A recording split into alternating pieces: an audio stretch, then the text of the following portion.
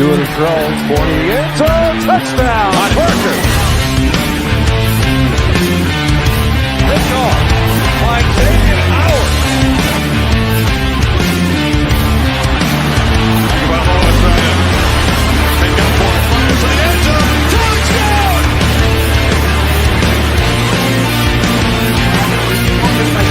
That's hard work.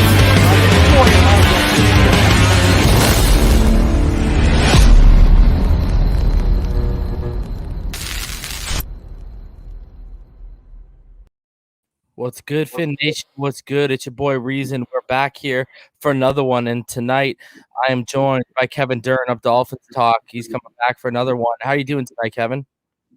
I'm doing great. Got the kid to bed early. Got a nice little glass of scotch. Excited to talk some ball. Attaboy, buddy. Attaboy. I got the kid to bed early, but I don't have the scotch, so I'm quite jealous of you right now, my friend. Man, we got a couple things we're gonna get into. I know a lot of people are tired of the Watson talk, but we haven't heard your insight. We haven't heard your take on the whole situation. So we'll talk about that. We'll talk about Kevin Van Noy.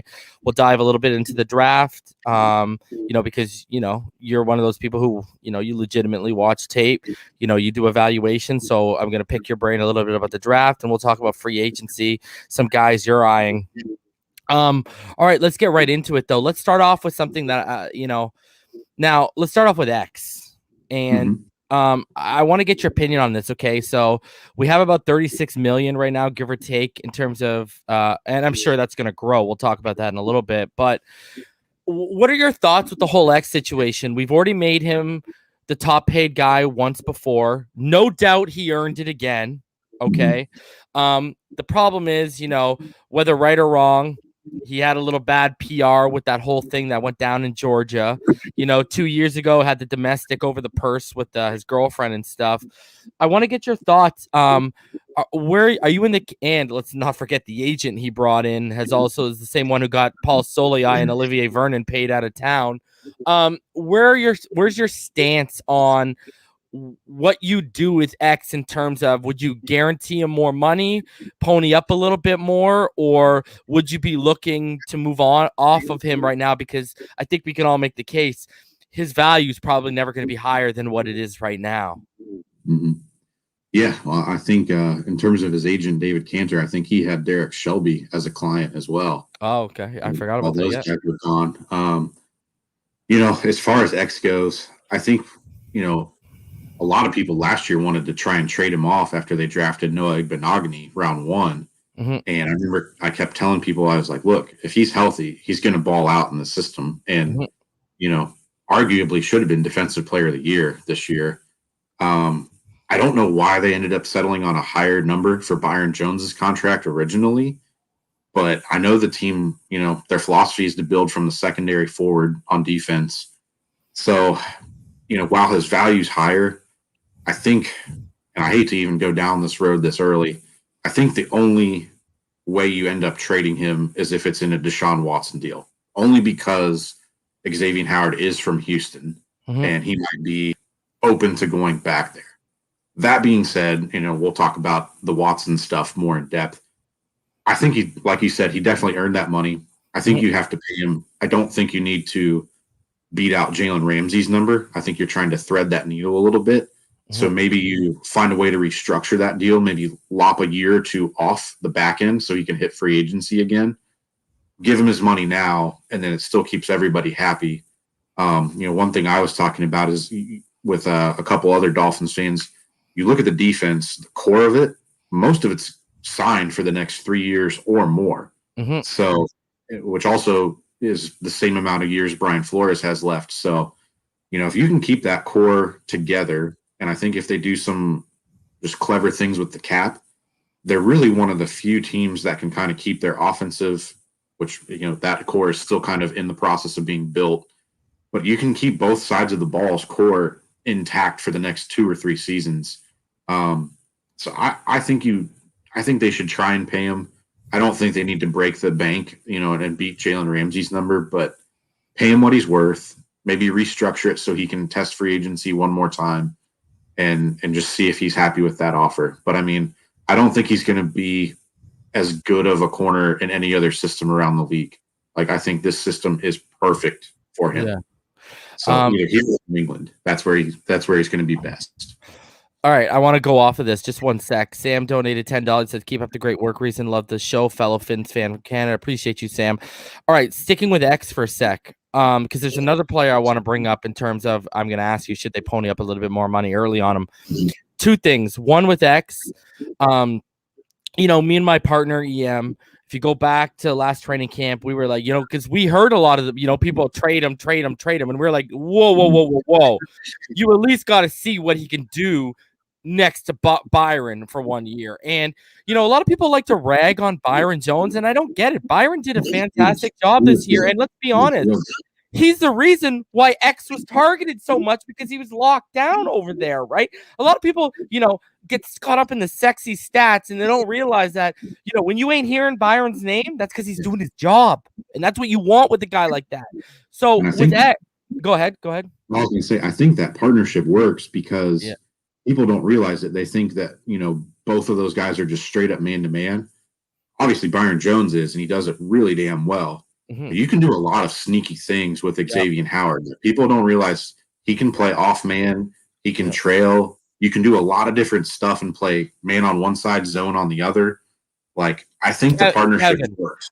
Kevin, how good is he? Might be the best I've ever seen at giving a step to bait you into making the throw, and then just boom, turns it on and undercuts the route. Like, X is probably one of the best I've ever seen at doing that. What do you think about that? In terms of that, the only guy that I can ever remember watching, and I think you and I are about the same age, so our football history is probably pretty close.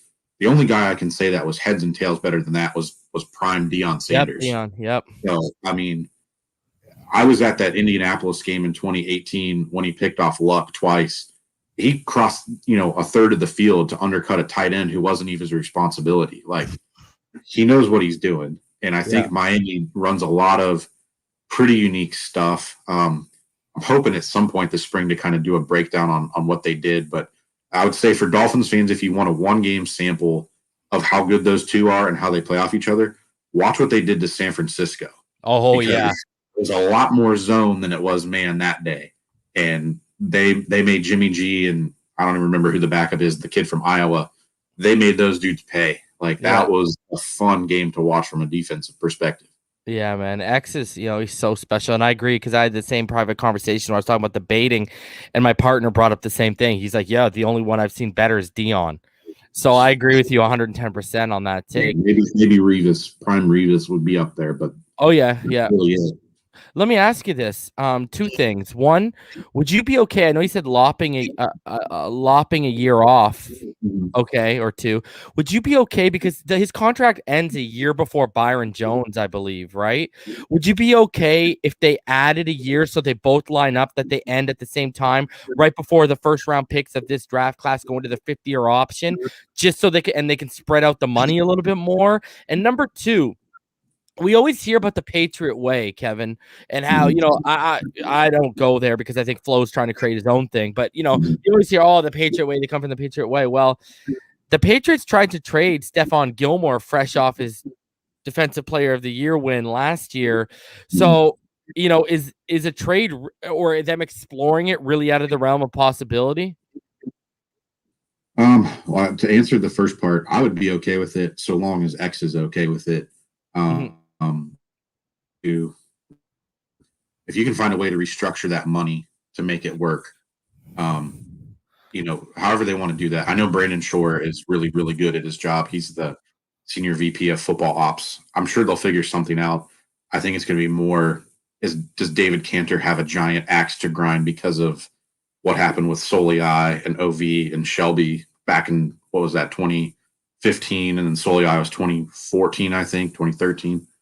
So I think they'll figure out the money part. I think it's just a matter of satisfying Cantor. As far as a trade goes, I kind of wonder if Bill Belichick wanted to maximize the value of Gilmore, because they've always tended to pay defensive backs. Like, I think even if you look at all the years when Tom Brady was there, if you look at like the top 10 players they played every year, there's usually 3 defensive backs, and it's always one corner, and then they always paid Patrick Chung, and then whoever the free safety was, be it Devin McCourty, or I can't even remember who they had before that, but they've always paid their defensive backs pretty well. I think Bill Belichick probably knew that once Brady was gone, that they were going to have the type of season they ended up having, especially when all the guys opted out. So maybe why not try and cash in? I think with Miami, that system is so dependent on defensive backs. I don't think Miami would look for a trade unless X demanded a trade, or, I just don't see them wanting to move on at this point. But with the Kyle Van Noy thing, who knows? All bets are off in my book. Yeah, really, eh? Okay, I gotta ask you, if they create more space, do you think it would be smart to get ahead because he's going into his final year and pay Ogbah and extend him early? Well, it's really funny you mentioned that, because I know you wanted to talk about potential, cut candidates and stuff. Mm-hmm. He's actually a guy I wrote down, and I love him. I wrote a whole piece on him, but he has a clear out in his contract, and I don't think there's any dead cap. So, I think there's that possibility, and I just want to acknowledge that. But I would love to find a way to extend Ogbah. And I think you also have to consider Jerome Baker, especially now that Van Noy's gone. And I think you have to consider Gesicki as well. If you can pay a couple of those guys. So I think, I talked about it on one of my shows a couple of weeks ago. You've got Gesicki, Smythe, Baker, all from that 2018 class, are in the last year of their deals. Needham's an exclusive rights free agent, and Ogbah's got the 1 year left. But Ogbah has the clear out. So I could go either way on that one, but they really don't have any irons in the fire behind Ogbah. So I would be all for trying to work out, maybe it's a shorter term extension. Maybe you add a year onto it. That way, if you end up drafting someone, he can test free agency again soon, while he's still, I think he'll be 28, 29 at that point. Mm-hmm. So I would love to keep Ogbah here. But, I think anything's on the table at this point after the Van Noy situation. All right, let's get into the quarterback situation. Let's start off with, what are your thoughts of Tua Tagovailoa after year one? Mm-hmm. As you've seen him working out, he's clearly, he was about 210 pounds this past year, and his playing weight at Bama was about 217. Clearly, it looks like, let's be honest with ourselves. Me and you both know he had a rehab body. He rehabbed to get back to the field. He didn't have a football body. He wasn't working out with the Palmers like Burrow was, et cetera, right? What are your thoughts on Tua now that you've had some time to sit and reflect on year one, heading into potentially, hopefully, year two of him in the aqua and orange? Yeah, I think his rookie season was fine. I think in today's society, fans just have such recency bias, and they look at what Justin Herbert did. But the two of them as prospects are different. Like, Herbert's a height, weight, speed traits guy with a massive arm. That's not Tua. It never was Tua, And I tend to think that those guys that are bigger are better athletes that have big arms. Maybe you can get away with some of those types of throws as a rookie that you wouldn't ordinarily be able to get away with, being like a Tua or, Andy Dalton, I guess, for an example, something like that. I think his rookie season was fine. I think there's a lot to build off of. I think, a lot of the things around him just weren't quite right.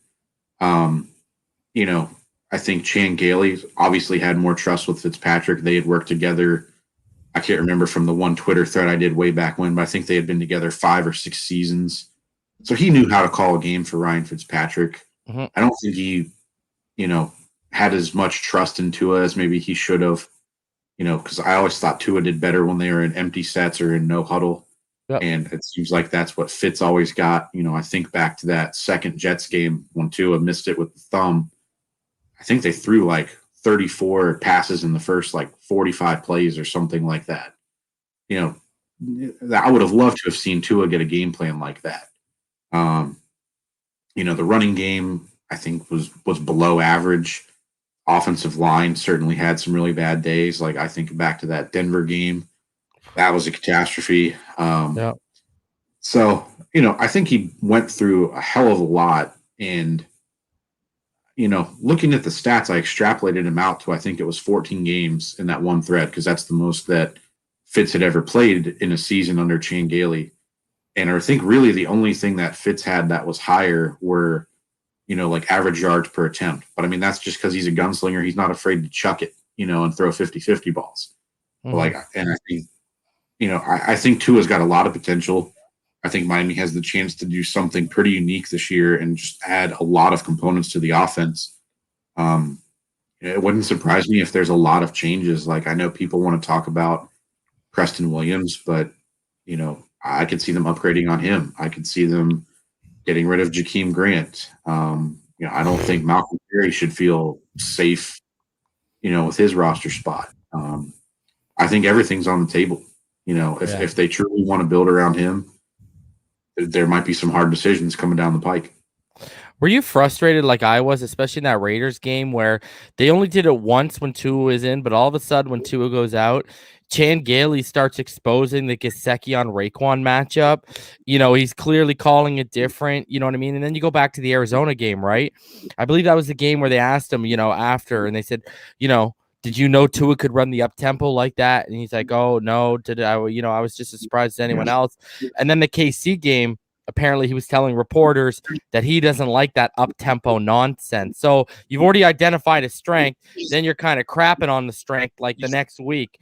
Is it fair to say that you think Chan Gailey and even Robbie Brown, right? Because he came over from New York, and what the connection there is too with Fitz. Is it fair to say that they were stifling Tua and his progress and development? Because Kevin, I posed the question in training camp. I said, name a young starting quarterback that turned out to be legit that Chan Gailey has developed during his tenure. And I'm still waiting for the answer. You know what I mean? I don't think they were intentionally stifling Tua. Everyone wants to win in the NFL.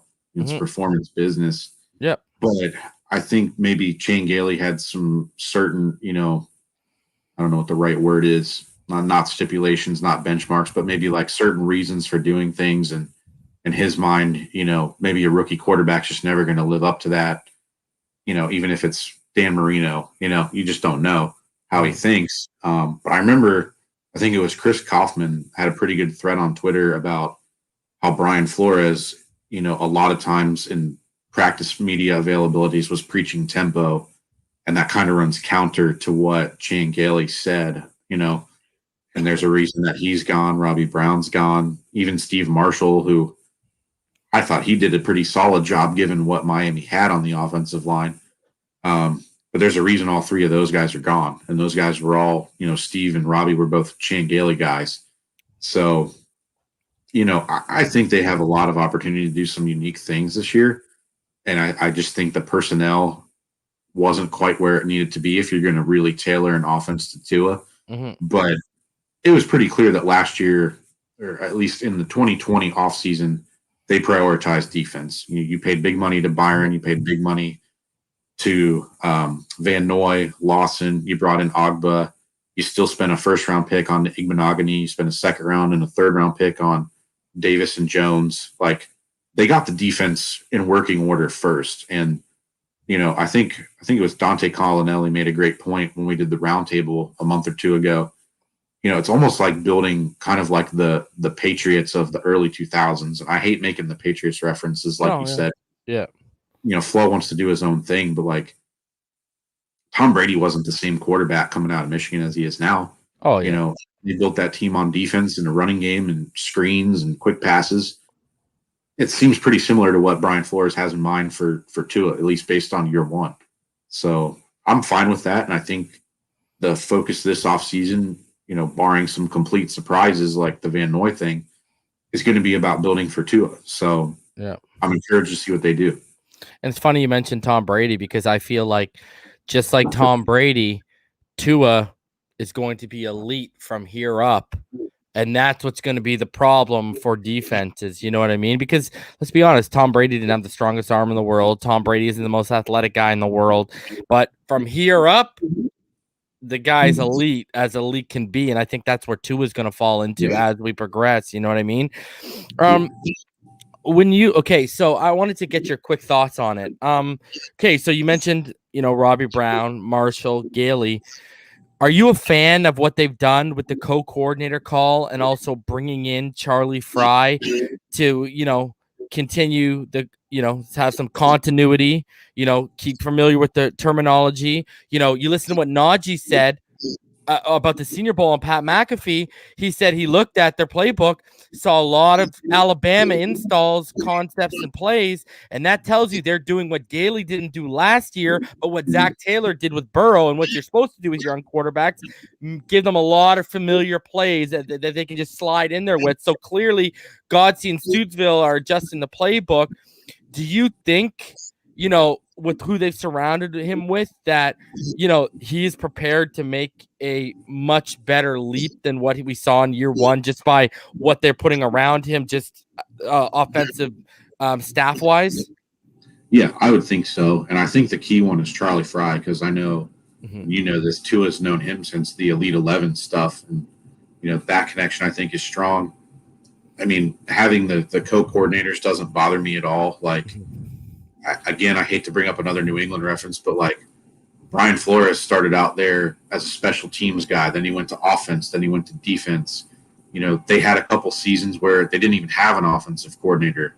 They won a Super Bowl in 2018 and no one had the title defensive coordinator, So I think really the only thing I would be semi-concerned about, and we really won't know this until like games start getting played, is as long as he's got one consistent voice on the headset in his helmet, like keep it consistent. You can have, I think it's advantageous because like, if you're going to play a team that's going to load up the box and try and shut down your run, maybe it's better to have George Godsey have a heavier hand in the game plan that week versus a team, if you play someone awful, like, I don't know who had a terrible run defense last year, but like, if you can run the ball, then you've got Stootsville to maybe take a little heavier lead in that one. So I think it's advantageous as long as you keep that voice in the helmet consistent, or at least the process of play calling consistent.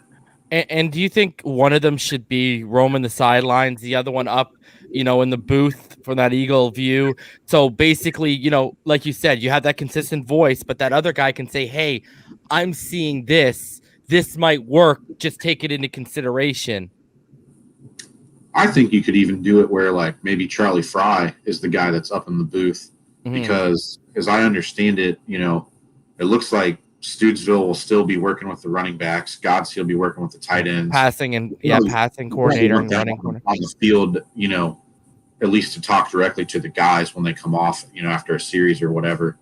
I think they'll figure out a way to do it. And I mean, I remember Brian Flores last year was talking about how, like, I can't remember if it was the scrimmage or one of their practices where, they basically simulated it as if he had COVID and was out, and they had to have the entire coaching staff run a game scenario without Coach Flo there.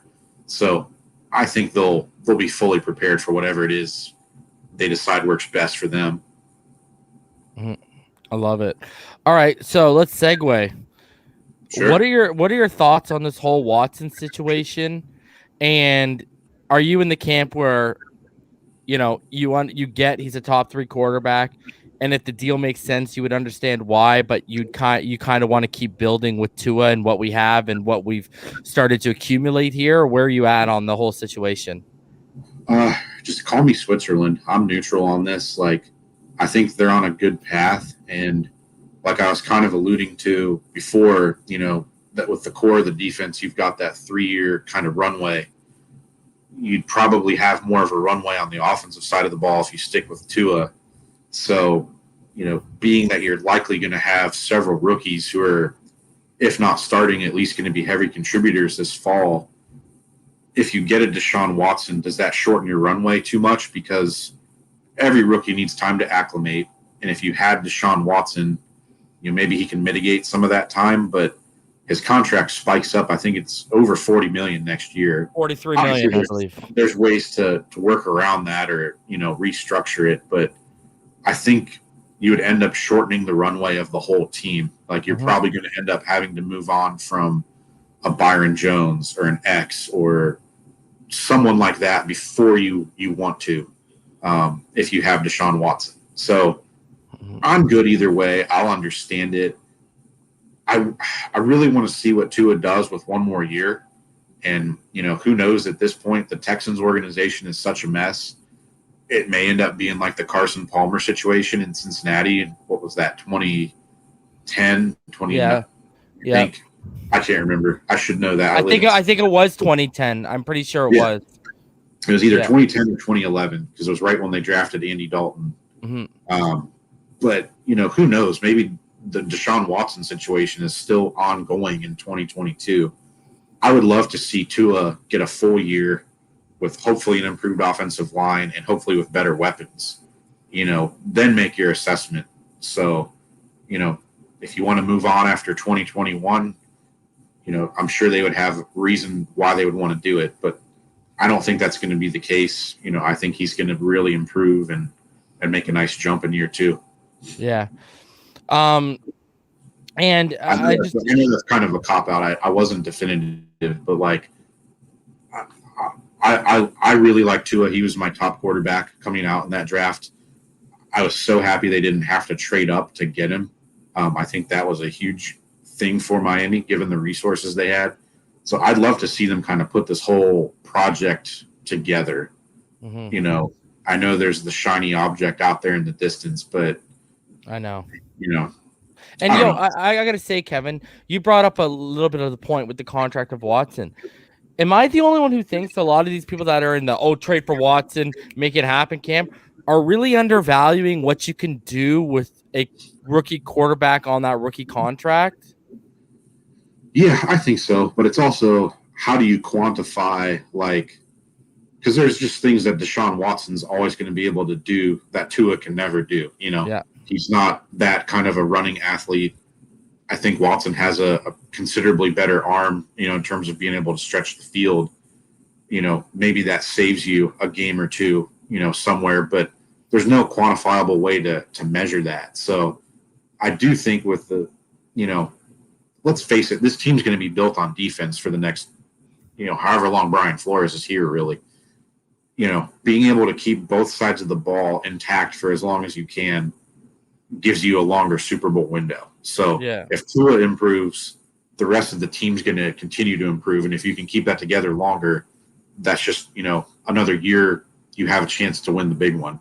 And I think for Dolphins fans, as sad as it is to say, we really don't know what that looks like. It's been 20 years since we've had, 25 years even, since we've had a consistent, threatening team in the playoffs.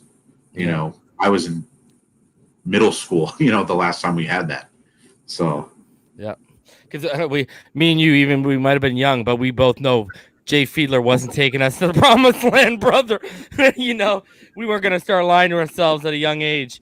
All right. So, what are your thoughts on the whole Kyle Van Noy release? I want to ask you this specifically too, in regards to it. Mm-hmm. Okay. Now, obviously, just like I do and everyone else, that Cam Wolf had to jump on it right before it even started to become, I guess, official, when it's not really official because the team hasn't announced anything. What are your thoughts on the whole situation? Were you like me? I didn't appreciate Kyle Van Noy's little message that he put out there. Mentioning 18 times how you're a leader, but in the same thing, you're trying to guilt trip us because you spent a night in the hospital acting like you're the only football player out here that's dealing with, serious injuries and trying to play through them. He kind of came off a little bit like, let me put it this way. He didn't come off like a leader. A leader shuts their mouth, moves on, keeps it rolling. You know what I mean? And let's be honest, if what Cam Wolf says is true and they came to ask him for a restructure or pay cut and he said, no, I'll move on. Is that really a leader? Got to ask you that one too. So what are your whole thoughts on how that Kyle Van Noy thing went down? And do you think it might have been his agent or someone from his camp that originally leaked it? And did they kill any trade value that the Dolphins are currently exploring? That's a lot to unpack. So I'll just start from the top down. I was surprised. I've loved Kyle Van Noy as a player. I know he was with the Patriots for years. I couldn't stand him because he was always so freaking smart and knew exactly what to do every situation. He's just a damn good football player. but he's not one of the guys like Von Miller that piles up a bunch of stats in the box score. And, I think in free agency, inherently, you're going to overpay for everyone. That's just the nature of the business of free agency. So they structured that contract with that out for a reason. I think they wanted to restructure that deal. And if he didn't want to do it, kind of becomes academic at that point. But, Kyle Van Noy is still one of my favorite Dolphins from last year. I love watching him play. I actually wrote my most recent piece for DolphinsTalk was about him. And I never even reached out to him. He found it and retweeted it from his foundation, which I thought was pretty cool. That's awesome. So, he found that on his own and did that. So I was appreciative of that. I think that's my most read piece I've ever had there. As far as the statement goes, I get it. I can't go into the whole situation, but I was actually inside Paul Brown Stadium once upon a time when the Bengals cut Rudy Johnson. Mm-hmm. And I saw him have to be escorted from the building by several security personnel. He was not happy. Yeah. So I think just, however you took it, releasing the statement on social media and whatever, these guys are human too. They're upset, they're disappointed. And I know, Kyle Van Noy is often credited Coach Flo for kind of resurrecting his career. People forget he was in Detroit. I think he kind of had a rough go of it there. And he became what he was in New England. So I get it. I can sense some disappointment. He is, like it or not, going into last season, he had more experience in this defensive system than anyone else. So you're kind of losing that, not that he's even old, but you're losing the wise old owl, so to speak. Who is that now? There's a Jerome Baker and Bobby McCain. Are they the two vets at this point? So I do appreciate the loss from that perspective, but I think they structured that contract the way they did for a reason. And, they wouldn't just cut him to save money. I think they have to have a plan.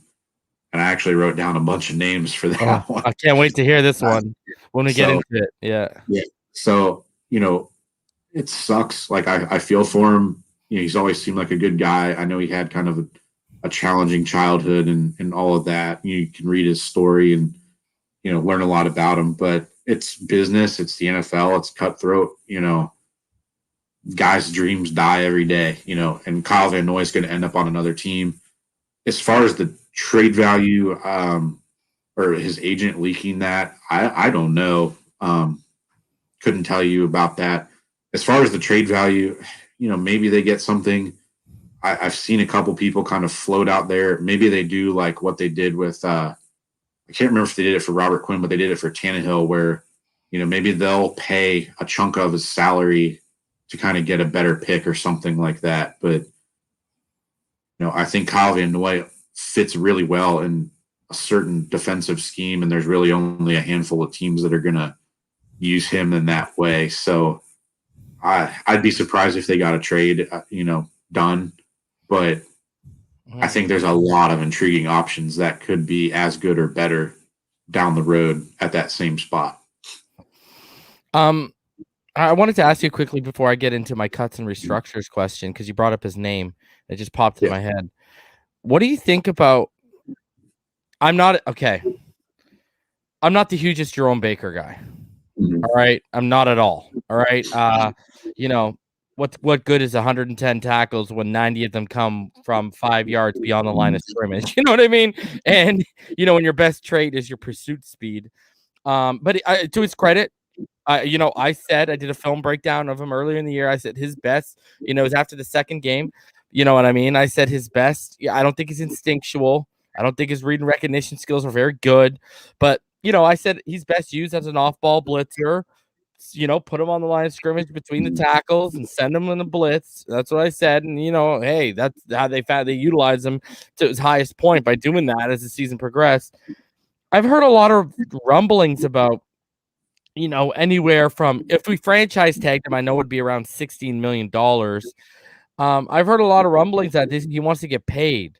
And by paid, I mean, we're getting, beyond 10 million. What are your thoughts about, if they're going to re-sign him, and what do you think a contract like that would look like? And if he asks for $12-14 million, let's not even go up to the 16. Do you say thank you, have a nice day, I'll take the compensatory pick? Well, he's still got a year left on his deal, so you got to wait till next year for that, I think. That being said, though, like if you go back and you watch week 2 against Buffalo, he was the culprit in a lot of bad plays there. Brother, I wrote an article that Josh Allen run where he literally, with your boy Van Noy, he literally tells Van Noy, okay, you can see the communication. Take the running back out of the backfield, and Van Noy looks at him, and you can see Van Noy nod, and then Jerome follows. I'm like, what's going on here? Anyways, yeah, continue. So, I mean, that game to me was the worst game he's had as a Dolphin from his rookie year on. Yeah. The reason I think Miami really likes him is watch that 49ers game. I know everyone likes to credit Eric Rowe with being the tight end eraser. Jerome Baker was the one who shut down George Kittle. Miami played a lot of cover 6 and 6 buzz, and they used Eric Rowe as a robber a lot. Jerome Baker was manned up on George Kittle quite a bit in that game and did some fucking work. That being said, I agree, there's limitations with him in the run game.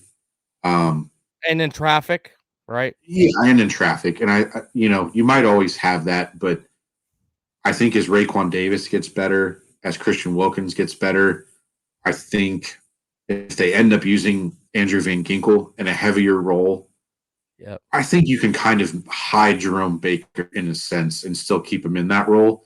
And, because they, I guess the thing of it is people think of this defense and they think 3-4. I know that's what it's listed as on the website because the NFL makes teams listed in a 3-4 or 4-3. Yeah. They run so many different sub packages. They run 4-man lines, 3-man lines. He fits in a lot of different things.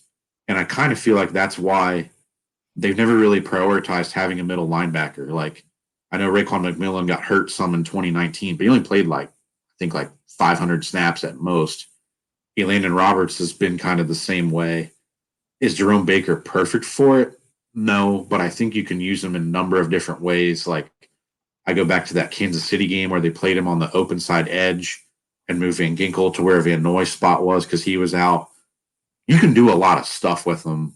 And I just don't think that they, fans don't appreciate what all you can do with them. And I think there's going to be some natural improvement, that helps, from Raekwon Davis. I know Shaq Lawson basically played half the season with, one shoulder banged up. You're going to see guys get better. I think if they had even more, of a rotation at defensive end, because, Jason Strowbridge, I think, played like 47 snaps or something. You're going to get growth from him. He's a good run defender. I still think they probably need another body somewhere along the defensive line. Maybe you get a bigger nose tackle type that can help protect them. As far as paying him, I wouldn't want to franchise anybody, really, unless it came to being like a quarterback. That's just my personal philosophy. But, if he wants around $10 million, I could stomach that. I kind of want to see how they replace Kyle Van Noy first before I would worry about Jerome. I see why I went like when you said 10 million is, we had just finished talking about hiding them. I'm not trying to pay 10 million to a guy I got to hide. You know what I mean? Hiding him in the run game. Because, with other talent that could fill in. I get what you're saying. If you think about it, the best linebacker in Dolphins history was Zach Thomas. They hid him behind 2 big-ass defensive tackles his entire career. Miami runs a lot of that 3-3 diamond front where you're basically playing with 3 defensive tackles on the field covering guard, center guard.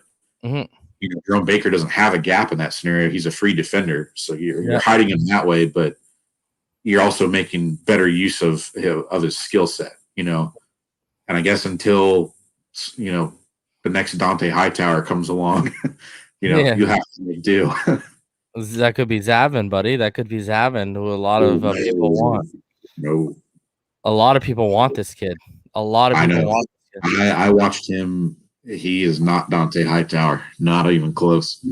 That's the comp that people are out there making. And now the comp that I think where people are getting misinterpreted is they're thinking he is Dante Hightower when the comp is he can be used like how Dante Hightower was, not that he is Dante Hightower. That's what I think people are trying to get anyways. I didn't even see that. I think the only way he's similar to Dante Hightower is they're both big. Yeah, the size, right? I've watched a couple of Zaven Collins' games on the edge. He's not it. Dante Hightower was a full-blown defensive end for a year in college. Yeah. Zaven Collins isn't that. Zaven Collins, to me, he's like a KJ Wright. You put him in space, let him fly around. Mm-hmm. He's not an edge linebacker to me. Not at all. I know that's going to be counter to a lot of Dolphins fans. I see why Miami would like him. But if you're going to take him, I would play him where you're playing Jerome Baker. That's the role he fits in this team, I think. Maybe I'm way off on that, but I think if they're going to go on, looking for like an edge player, they flirted with Jadeveon Clowney twice already. That's a supercharged Kyle Van Noy on the edge. I think you look at Azeez Ojulari from Georgia. I think you look at Joseph. I love Joseph Asai too. Baron Browning. Yeah, those are the guys that they're going to want, and I just Zaven Collins is a different cut. I think he's more of a coverage guy. You leave him in space. If you're going to comp him to someone from like this Flores Belichick Patriot system, he's Jamie Collins. Where would you put Parsons in that? Because that's a converted defensive end to linebacker. His strength is when they use him off the edge in Penn State, even though they move him around a little bit. His weakness is coverage a little bit. Where would you put a guy like Micah Parsons in that? Just that we're on the subject before we move off. I would say kind of the same role that Jerome Baker's at.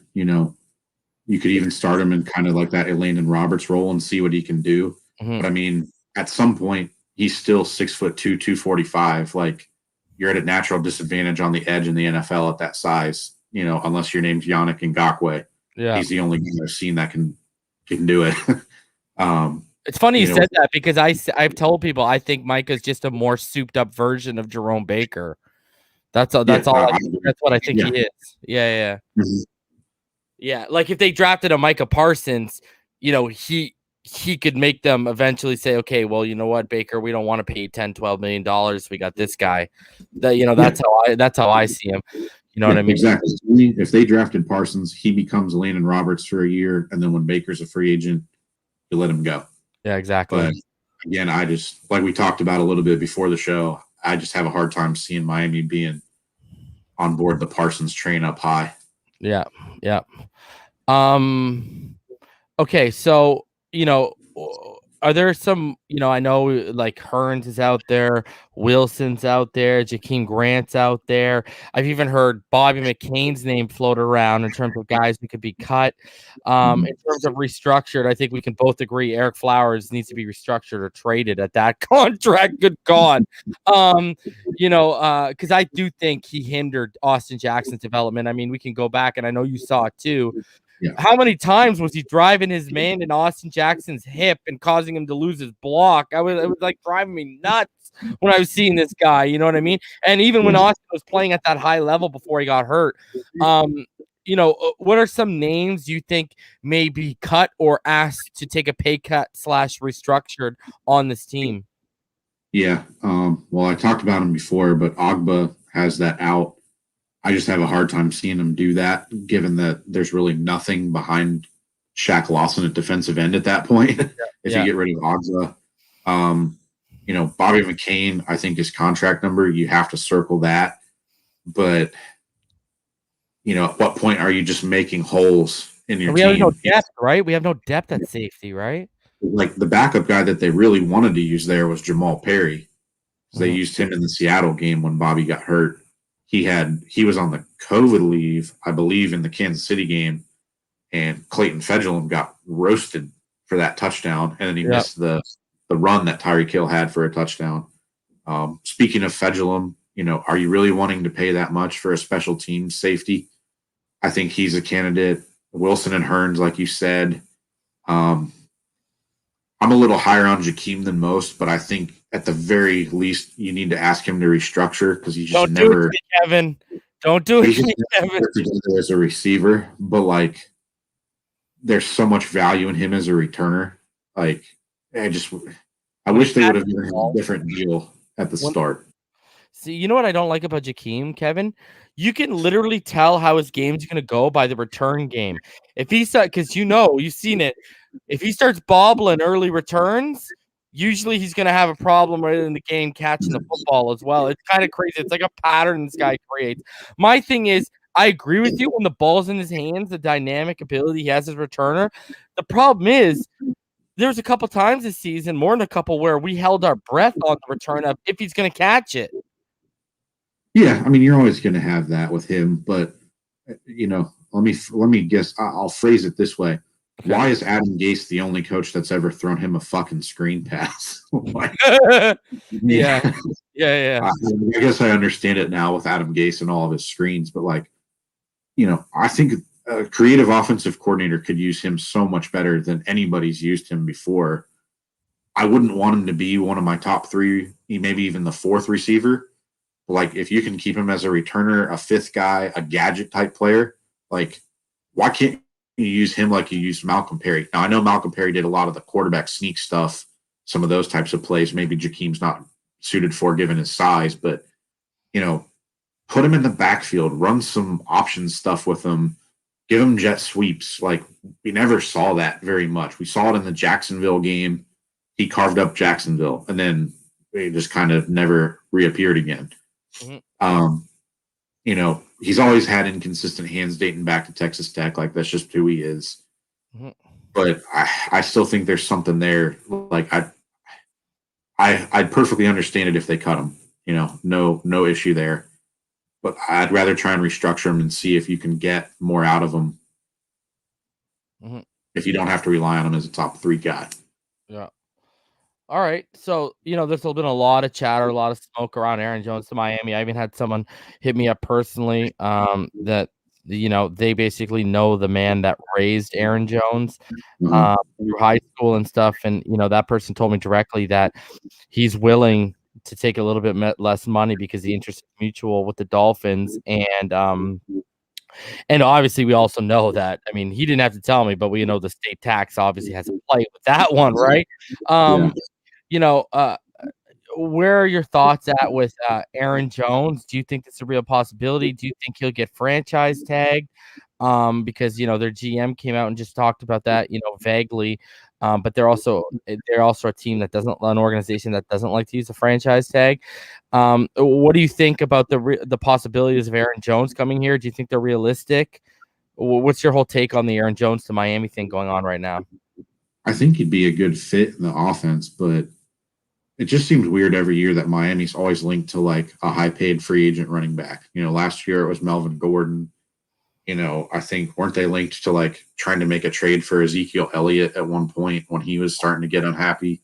Oh, I didn't hear that one. So I think I remember seeing it on Twitter or somewhere. But we were trying to trade for Fournette. Yeah, I mean? Yeah. Always these high-paid running backs or highly drafted running backs. Like, I guess I'm fine with him as a player, but I wouldn't want to pay for a running back given some of the guys that need extensions. And that kind of thing. I'd rather take care of our own first. And, what the Packers draft him in, like the 5th round, like you can find backs out there. Like it happens every year. Like Myles Gaskin, 7th round guy, Ahmed, undrafted guy. Like I get wanting to draft someone like a Najee or a Travis Etienne or Javonte Williams, round 1 or 2, something like that. But I just don't like paying for free agents. But on the other side of that coin, now you have a hole at outside linebacker that probably most fans didn't anticipate. So maybe you check that box off. That gives you a little more freedom to maybe trade around in the draft. Or if you want to take a Penei Sewell, you don't have to worry about taking a Najee, with one of your first or early second rounders, So I don't know. I see both sides of it. I feel like there's so many running backs that get found every year. Like Alvin Kamara was a 3rd round pick. Like you can find backs and make them work. So I'm okay with it if they do it, but I just philosophically, I don't like paying running backs big money in free agency. Would you be more inclined to pay a guy like Corey Linsley, who's my top free agent target for the team? I think, especially, I don't know if you've heard, but from what I understand, it's, a lot of RPOs, a lot of screens. Are going to keep it the wide sets this year, et cetera, et cetera. I think he's the best center in the screen game. Another reason why I'm so high on Sewell, he's one of the best tackles I've ever seen in the screen game as well. Would you be more inclined to pony up money for a guy like Corey Linsley instead? And what are your thoughts overall on Corey Linsley? Yeah, I'm an Ohio State fan, so I've liked Corey for a long while now. Yeah, I'd rather pay a guy like Corey Linsley. I know fans won't like this or maybe not understand it. I'd rather pay Jadeveon Clowney to replace Van Noy than pay a running back. But I'd be all for Corey Linsley. Like, I think that would be, a huge get if you can do that, solidify the interior. You can do some pretty creative things. Like, I remember Eric Studesville, I think it was the last 5 games of 2017 when he took over the run game. Kenyon Drake led the NFL in rushing other than Todd Gurley over that stretch. And that's only because Gurley had that 275-yard performance against the Titans in that one game. So I think you could do a lot more creative stuff in the run game with Corey Linsley. Like, Ted Karras is a solid pass blocker, but he doesn't do much in the ground game. It is what it is. Corey Linsley, I think you can do a lot more. And, depending on who they get at running back, Corey Linsley with, a Travis Etienne behind him, for example, there's a lot of zone concepts I think that could really work out well with that, So I would rather pay Linsley or, name your lineman in free agency, I guess, or someone like Clowney than pay Aaron Jones. So what are some names you've already named a couple? What are some names you'd be targeting in free agency if you were the Dolphins brass? Yeah, I'd love to get another veteran wide receiver in the room. Maybe someone Curtis Samuel, baby, let's go. Yeah, maybe someone that's just kind of been around, seen it all. No disrespect to Devontae Parker, You're about to say T.Y. Hilton, aren't you? That's where this is going. That's one. People don't realize it. Sammy Watkins is only 28. He's been in the league. He is. Demarcus Robinson from Kansas City. I wouldn't mind either of them. You'd have some pretty interesting battles between Sammy Watkins and X in practice. I know those two aren't too fond of each other, but that'd be one. Curtis Samuel, obviously, you can do a lot with him. He would be one guy, if you do sign, where I'd be comfortable just outright getting rid of Jakeem, because I think he can kind of take that role on offense and expand on it. If you really wanted to supercharge the linebacker position and you really wanted to pay, although I don't think it's the Dolphins' MO, like Levante David being out there, maybe you trade Jerome Baker if you do that, because that's kind of the same guy, but just the peak guy at that spot. I would look at Dietrich Wise. That's a rotational DN that can do a lot of things. He's out there. Trying to think who else. I didn't really get a chance to look at a list a lot today, but I think maybe you look at I think the Chargers are considering cutting Trey Turner. That might be a guard name that maybe fits a little better. I'd be curious about Taylor Moton, although I think that's a breaker. Franchise tag. They just announced it. Right? Yeah. What would be your thoughts on a guy because they pursued him last year, especially if you can get out of that Flowers contract? What would be your thoughts on a guy I mentioned to you privately, Joe Thuney? I think Miami would love it. So, why not? If you can make that left side better, pair Austin Jackson with a veteran who's really good, and even then, Thuney has played left tackle in a pinch. That's an emergency tackle that you don't even realize you have if you need it. So, I'd be all for it. I'd pay big money for Thuney. At this point, anything that helps Tua, I think you have to consider, no matter how costly. Yep. All right, man. So I got to ask you, everyone knows here my stance is Okay, I think the three most dynamic receivers, all right, not wide receivers, receivers in the draft are Jalen Waddle. Okay, because I tell people all the time, people are really undervaluing what a guy like that can do in special teams in year one, and I'm sure you know, like I do, coaches loves to get the balls in receivers' hands in year one as much as possible, and what he could bring to special teams. That's just salivating. Kyle Pitts, right? Mhm. Clearly, because a man his size isn't supposed to move the way he moves, make the cuts the way he makes the cuts. He's just so special. I think I know who your third name is, but go ahead. Rondell Moore. Oh, you surprised me. Yeah, you're gonna think it's Rashad Bateman, huh? I think, because I think Rondell Moore is just, he's like he's a brick shit house. You know what I mean? I think, my partner says to me all the time, EM, it reminds him of Steve Smith, and I'm like, yeah, I see it, man, I see it. I'm a Bateman. Bateman's my man crush at the wide receiver position. Go ahead. Steve Smith, one of the nicest dudes you'll ever meet. I know he doesn't come across like that, but I actually worked an event with him. He's the man. Steve Smith is awesome. A great player too, man. About that later, but great player too, right? And like, what's crazy is just like Steve Smith, Rondell Moore, so strong, man. Like, just so strong, and he loves the contact. He'll break through it. He'll put his head down. Okay, so now I've laid out. We both know Rondell might be there in the second. All right, so I've named Pitts, I've named Waddle, but I'm still on the fence with taking a receiver at 3. I'm a proponent of Penei Sewell. Or trade, my dream, I'll tell you right now, my dream free agency. I mean, you could do whatever you want on defense. If we can get Joe Thuney and Corey Linsley and come back at number 3 and draft Penei Sewell and kick Hunt into right guard and keep Jackson at left and Kinley as that rotational, that swing guard, and Jesse Davis as a swing tackle. Oh my God, I think we will have a top 3 offensive line in a year and a half, 2 years. Yeah. Okay. Well, for me, it's either Penei or trade back a little bit back, staying in the top 10 and take your receiver. Waddle is my wide receiver 1. Dug in on that. For me, if you're going to go in the top 10, it's got to be Waddle, Pitts, or Smith. I'm not a huge fan of Jamar Chase at all. I think he's highly overrated, highly overhyped. I've showed multiple instances of him having trouble with pets. I think he's going to measure in at 5'11".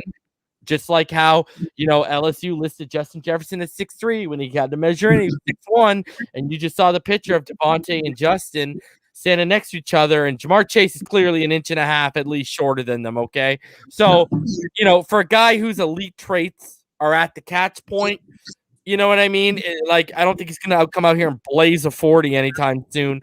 You know what I mean? I just, like, 5'3" on, 5'11" contested catch guy. Sorry, you can't sell me on that. What would you do at number 3? Well, I would say, first of all, I agree. I think, unless there's like a Megatron or a Julio Jones. That's exactly what I say all the time, brother. There's so many receivers in this class, like even outside the first round. Like, Miami may not even draft one in round 1. Like, there's options. Elijah Moore, baby. Yeah, so for me to sit there, like, I don't think you have to draft Devontae Smith or Waddle at 3. Like, I think there's other options for you. I guess for me, really the only 2 guys that I would want at 3 are Sewell and Kyle Pitts. Otherwise, I would trade down. I kind of hope that's what they end up doing. Just because I think that, if you get more picks this year, that's more bites at the apple that you can get at that receiver class. If you, say hypothetically you pick up a first rounder in 2022, if Tua doesn't improve, you've got ammo to trade up, because even if he doesn't play as well as we think he will, and I think he's going to play really well, I just want that on the record. I like him. I really think he's going to play well. If he doesn't, the defense is still good enough to win 6 or 7 games, for you. You're not going to be picking in the top 7 or whatever at 6 and 10. So give yourself some ammunition just to have in your back pocket, in break glass in case of emergency type thing with quarterback. But I would say, Pitts, Sewell, or trade. That's what I would do at 3. And then, from there, Jalen Waddle's my top receiver as well. So, go with him. You take Waddle or Pitts if you move back and they're on the board at 7 or 8 or 9 or whatever. Yeah, exactly. Mm-hmm. So, I just, there's no Chase Young, there's no Myles Garrett. Like, I would be kind of disappointed if they ended up with Gregory Rousseau at like 7 or 8. Like, no, I'm not a big fan of him. Either am I, brother. So, I just don't think there's I don't think there's an impact defensive player, worth that pick. So, yeah, it's just, I don't know. Try and get more picks. So it would be my strategy.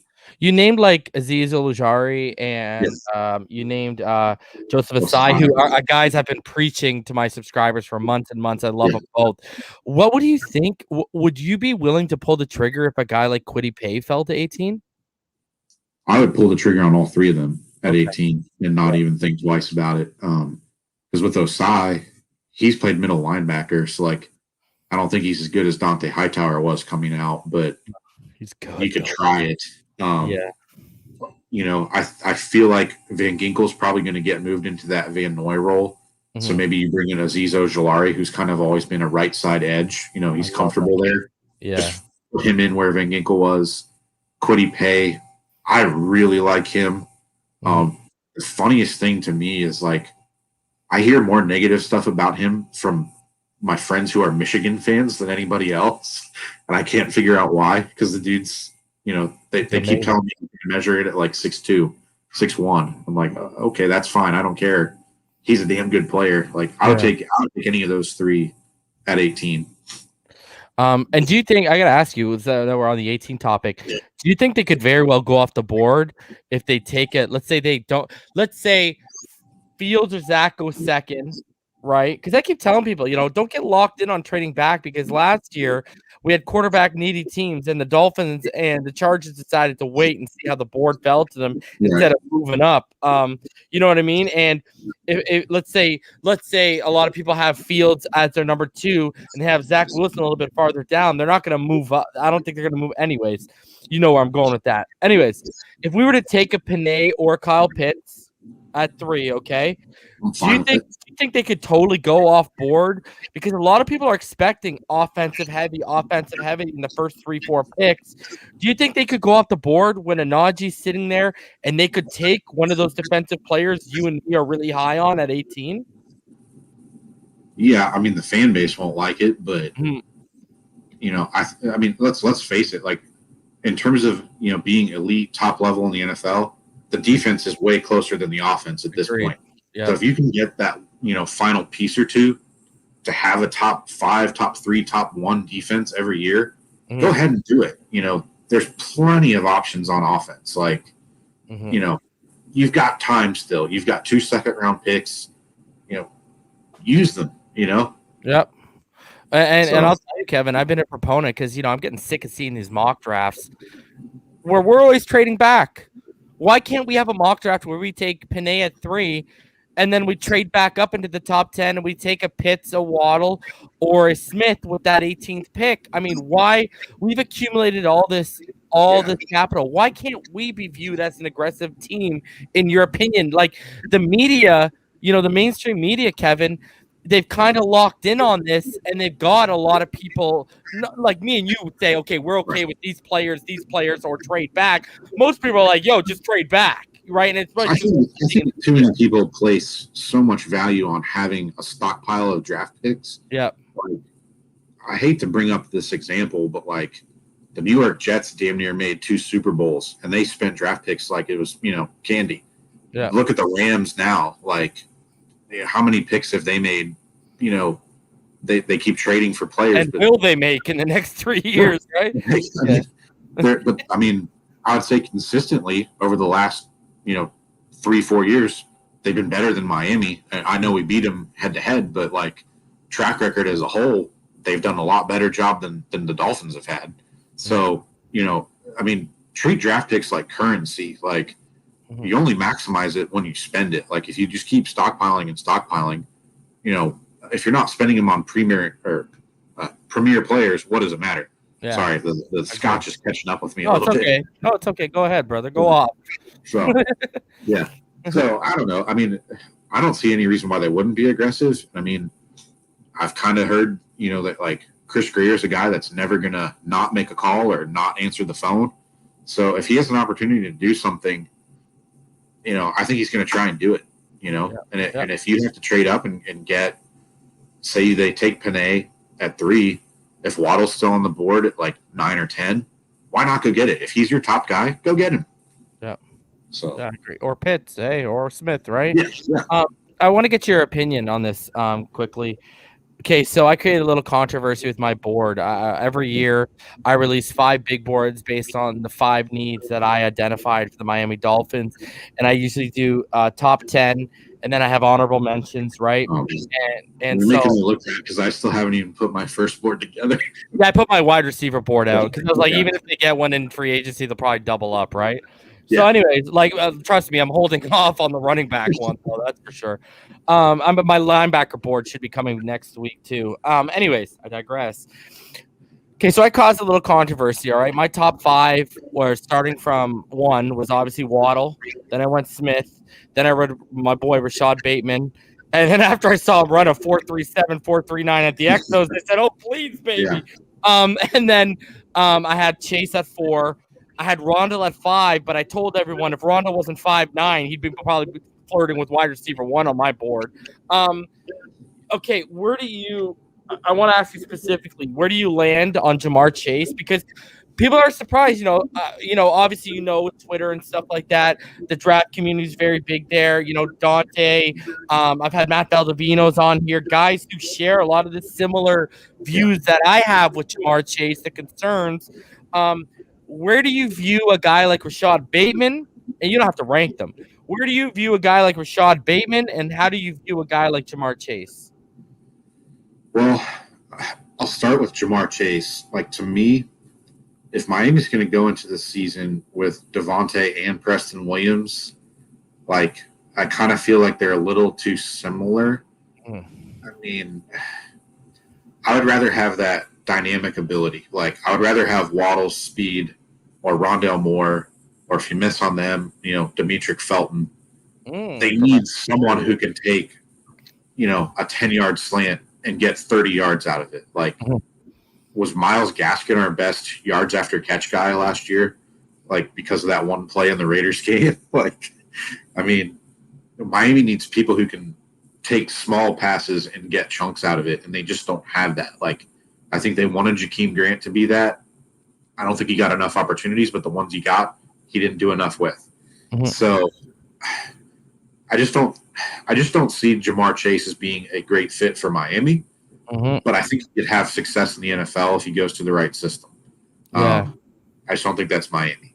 I think these mocks are crazy putting him at 3. Are you nuts? Anyways.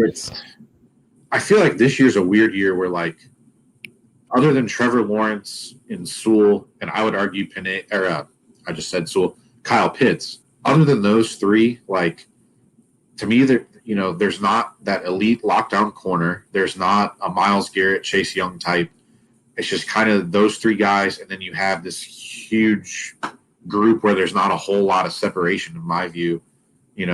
Obviously positions vary, position by position, but in terms of overall talent, there's just not that many, like, blue chip prospects in this year's draft. I think there's a lot of, red chip players. I know that's a Bucky Brooks thing, but, as far as Bateman goes, I had no idea he was that fast. I still haven't gotten a chance to watch a ton of him, but, like, some of the catches that dude comes up with are OBJ, brother. Yeah, pretty spectacular. If you get him, I think they should try and move on from Preston Williams, but that's just me. But I think you could do better. Like, I think Rashad Bateman's a better fit for Miami than Jamar Chase is. I'll say that. I still want to watch more before I, get too much into the weeds with Bateman, but I like him more than Chase. I like you, though. I still have Waddle as number 1. I think it's probably Waddle and Smith are my top 2 guys for me right now, just because I've seen more of them than anybody. So that's subject to change. But, if Bateman's the pick, I wouldn't have a problem with it. I would be a little more worried if it's Jamar Chase. Hmm. All right. So how far? Okay, is Sewell your OT1? And if he is, how far is the gap between him and a guy like Rashawn Slater and Christian Darrisaw for you? And where are you? Where's your stance on that? I mean, to me, he's the best run blocking offensive tackle I've seen since Joe Thomas in what was that, 06, 05, 06, somewhere around there. I can't remember. But God, he can move people and he can move well. Like seeing some of the blocks he makes out in space on screens, on some of those jet sweeps and end around things that Oregon did, pretty impressive. I think coming out, like I would still probably rank like Tunsil as a better pass blocker. Like he was a little more polished, but I think that's because Penei Sewell's just so freaking strong. He can kind of win, even if his technique's not always on point. Tunsil had to be a little bit more of a technician. Mhm. He's just not that powerful. Rashawn Slater, I think, is pretty good, but I think there's a pretty decent gap. Great. Yes, Kevin. If they're going to take a tackle in the draft, like honestly, the one that intrigues me the most after Sewell is Tevin Jenkins from Oklahoma State. Ooh, I love it. Yep. I would take him. I think it's worth taking a chance on Alex Leatherwood because even if he doesn't succeed as a tackle, he's played guard. So you've got that. What's that? What do you think of Cosme? I really like him as well. Pass blocker. So, I think there's so little separation between like Slater and, Cosme or even like a Liam Eichenberg. Like Notre Dame, not that huge of a gap, I think. So, if you're a tackle needy team and you miss on Sewell, yeah, that sucks. But there's so many of them. I think you're still going to get all my friends are Bengals fans. I live in Cincinnati or near it. Like even if say Miami takes Sewell, they can still get a good player, at tackle. I don't even think they have to spend pick 5 on it. Yeah. If they want to reunite Burrow and Chase, you can get your tackle in round 2, I think. Yeah. Are you high on Jalen Mayfield? You know what? He's one of the few guys I haven't had a chance to really like dive into and watch yet. So okay. I'll pick your brain privately then when you get a chance, brother, for sure.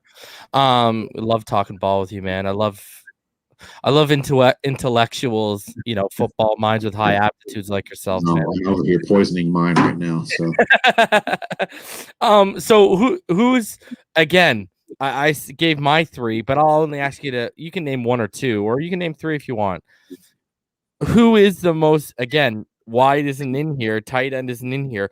Who is the most dynamic receiver in this class to you? Is it Pitts? Is it Waddle? If we're talking like athletic ability wise, it's Waddle. If we're talking about matchup wise, I would say Pitts. Oh yeah, he's a nightmare, right? I think there's just such a trend. Like I saw Chris Kaufman and a couple other people highlight it. Like you look at these guys like Waller and Kelsey and Chase Claypool, even as a rookie. Does it really matter, how big you are? Like I think I saw it was Jim Nagy. Remember David Boston? Oh yeah. Do I ever? Jim Nagy came out and said that at one point, big brother. David Boston told Jim Nagy, I think it was Jim Nagy or Field Yates, one of the two, that he played wide receiver in the NFL at 258 pounds. Yep. Like that's ridiculous. Like so, I think, just watching some of the stuff that Kyle Pitts does, like you see slot receivers who don't run those like whip routes as well as he does. Like I'm comfortable playing him anywhere on the field. Like you don't even have to call him a tight end, call him a receiver, whatever you want to label him as, he's damn good. Yeah. So, I would say in terms of like dynamic, the 2 names I wrote down were Waddle and Rondale Moore, and I'd probably add. Yes. I love it. Yes, I love it. And you make a good point. Just going off of what you said about Boston's playing weight, I don't know if you saw, but someone asked Chad Ochocinco last week about Devontae Smith, and he said, "I played at 175, 180 my whole career." He's like, "Weight doesn't matter." Yeah, So, like, are you I'm not worried with his playing weight at all. Are you?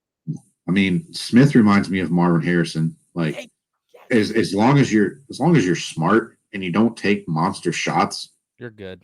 It does. I mean, Jakeem Grant's what, like 150, 160? Yeah. he survived for what, 3-4 years now. Like, Yeah. you can do it. And you know what I love about Smith so much, Kevin? He's not a blazer. He's not a burner. He just gets open. And he's so dynamic when the ball's Yeah. in. He's way more dynamic when the ball's in his hands than a guy like Jamar Chase. Mm-hmm.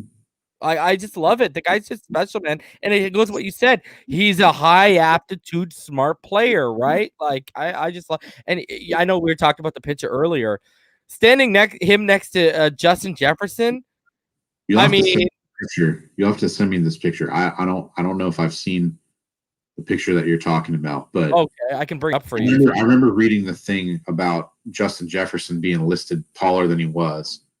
So yeah. Jim Nagy's the one who brought that out, right? I look at Jamar Chase, and I would say, like, you know, if he's taller than 6 foot, I'd be pretty surprised. Oh yeah. He's definitely going to be 5'11", I think. You know what I mean? Yeah. You know what I mean? I'm going to bring up the picture for you while we talk here too. Okay, so you know, I obviously Landon Dickerson's clearly your center one. I'm gathering that. What are your thoughts on Creed Humphrey and your Ohio State boy Josh Myers?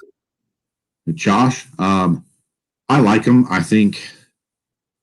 don't know that he's going to be suited to what like Miami's been doing in the ground game. I think he's more of a gap scheme. Like, he'd fit well with Dallas or Seattle, a team like that. I like him though. Good player. Creed Humphrey, I didn't get to watch Oklahoma this past fall.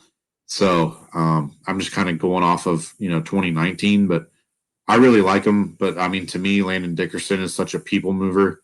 And, I think Jim Nagy posted that picture of him starting a game at every spot along the offensive line in his career was pretty cool.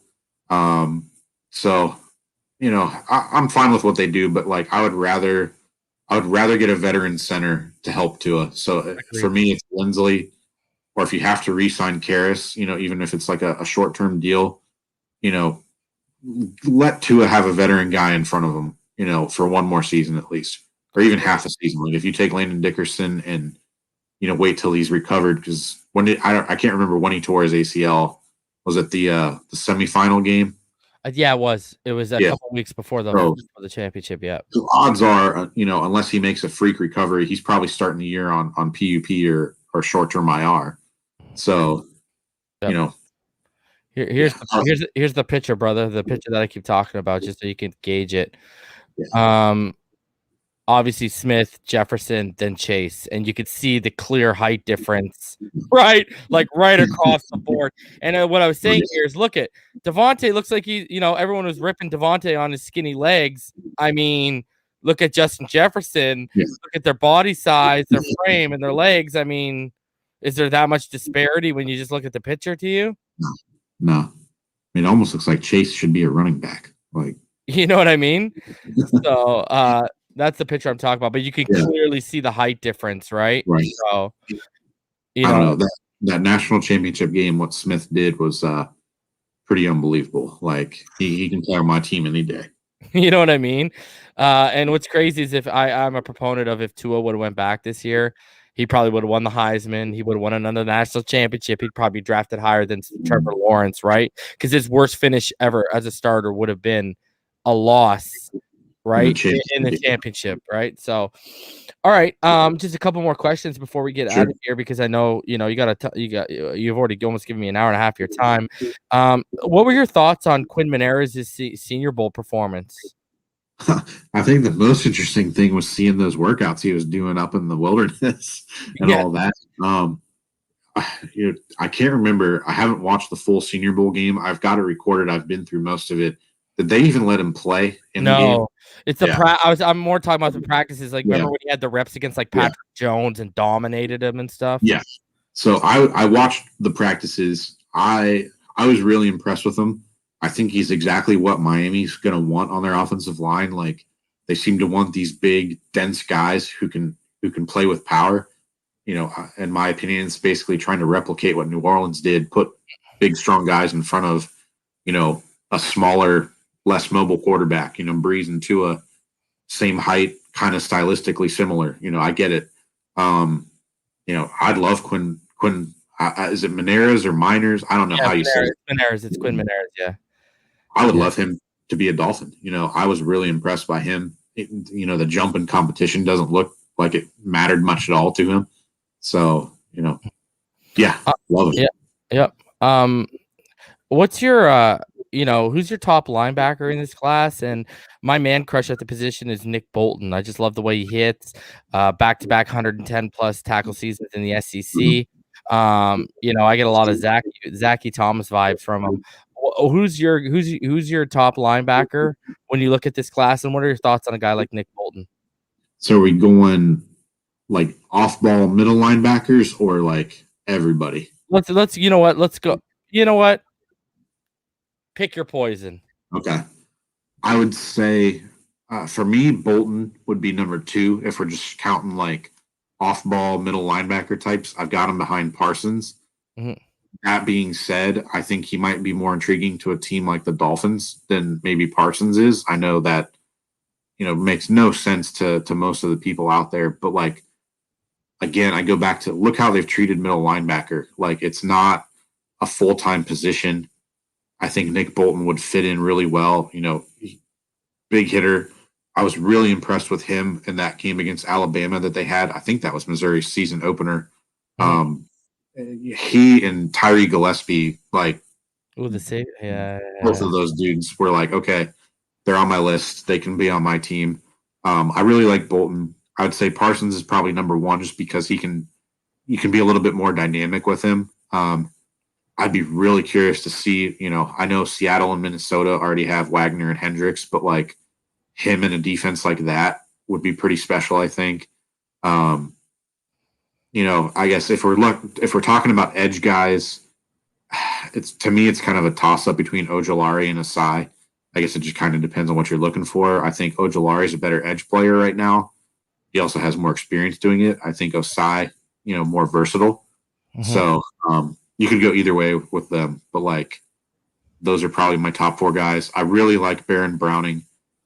I'll be honest, he was kind of a disappointment to me at Ohio State his first couple of years there because they brought him in to basically be a middle linebacker, and like he couldn't beat out Tough Borland. So they made him a Sam. He's played off the ball. They finally got it figured out and let him play on the edge this year. And then he went to the Senior Bowl and had a great week there. Wouldn't surprise me one bit if he was like one of the Dolphins' 2 second-round picks because I think he's athletic. You can play him inside off the ball when you need to. You can play him on the edge. You can do a lot of stuff with him, kind of the same way you did with Van Noy. And, I would imagine that's what they'll try and do with Van Ginkel. So, those 3 guys on the edge, for me in the middle, it would be Parsons, Bolton, and then Monty Rice out of Georgia would be my 3 off-ball guys. What are your thoughts on JOK? I only got to see a couple Notre Dame games. Like, he's really impressive to me. To me, though, like, you would probably be using him in the role that, like, Brandon Jones kind of plays. You could use him kind of in the same Jerome Baker type of role. I think he's really, really good. I just don't know that Miami's going to have big eyes for him, just given what they have on the roster. Now, like, if they make some moves or if you trade Baker or something like that, then all bets are off. I really like him. The Davis kid from Kentucky. Jamin Davis. He's a good player. Yeah. Like him. Mm-hmm. Dylan Moses is kind of the one that kind of disappointed me. Like that injury, he's just not what he was before that. Agreed. Yeah. So, and then who's the kid from West Virginia? Is that Tony Fields? Something Fields from West Virginia. He was in the Senior Bowl. Yeah, I think it is. Yeah. I liked him as well. Yeah. So. Mm-hmm. All right. So, just we'll go over 2 more things here before we get out of here. Do you think we should draft a safety? I know you mentioned Gillespie. Like, do you think we should be taking a safety because we have absolutely no depth in that position this draft? Yeah, I mean, I thought it was pretty unique to have Brian Flores call out DeMar Hamlin after that practice. From Pitt. Yep. Maybe put him on your draft list if he's not, but he's probably a day 3 pick. And he's a perch guy, right? So yeah. And I think Gillespie to me is probably one of my top two safeties. With I always butcher his name, but Hamza. Nazarudine from FSU. However you say it, those two are my top two guys. What Gillespie did in the Alabama game when he tracked down Waddle on that, I can't remember if it was a jet sweep or an end around, but Waddle tried to get the corner and Gillespie cut him down. Yeah. Opening drive, he stuffed Najee twice at the goal line. Bro, everyone's sleeping on him, right? Yeah, everyone's. And then I think in the Florida game when they played them in man coverage, he only gave up one catch for 9 yards to Kyle Pitts. So, to me, Gillespie's a better Eric Rowe than Eric Rowe. Yeah. But,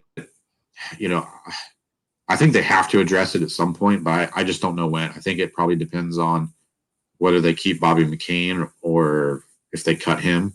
I just have a hard time seeing them cut him with really nothing else behind him at this point. So, All right. Yeah. What's the strongest position? What do you think is the strongest position in terms of depth in this class? And do you have some favorite day three sleepers? Yeah. So I'm kind of undecided right now, just based on the positions I've watched. I called tackle, and whether you want to call it defensive end or edge, whatever you want to call it, those two I think are kind of deep. I think receiver is probably right there as well. I just haven't watched Boogie? I forgot to ask you. I love this guy, my man crush. Do you like Boogie Basham? Oh, Boogie, yeah. Love him. Yeah. Okay. So, I was making a list of my top edge guys from Miami. He's on there. Kwity Paye, Ojulari, Osai, Browning. I love that list. There. Yeah. But there's good guys like Hamilcar Rashid. Yep. You could put on there. Quincy Gross from Miami. Yep. Jalen Phillips, if you can figure out all of that concussion history and all of that. Yeah. I just don't know where he really fits with the Dolphins. He doesn't seem like an edge linebacker to me in their system. Maybe he would be a true 3-4 team. I don't know. The concussion thing worries me though. But that's probably for an unrelated reason related to University of Dayton basketball, which I won't get into now. So, and then day three sleepers, this guy might not even get drafted, but Brady Davis, the quarterback from Illinois State, guy I really like. DeMar Hamlin, we already talked about him. Yeah, I got him as one too. Yep. Joshua Matterbebe, the receiver from Illinois. And then I wrote down Demetric Felton, although I feel like he might go before day three, just kind of given how his Senior Bowl went. Yeah. And then Patrick Jones, the second from Pitt. I love him. I know he had a down week at the Senior Bowl, but it doesn't matter much to me. Finish watching the game. He showed up in the game. Yeah, I know he had the sack in the game. I've liked him. Pitt, for whatever reason, always tends to produce pretty solid defenders. Agreed. I love Paris Ford too. There's another safety option. Yeah, he's good. That guy lays the lumber, brother. Jeez. Yeah. So those are my day three guys. Like I said, I don't know if Felton makes it there anymore, but those are my list.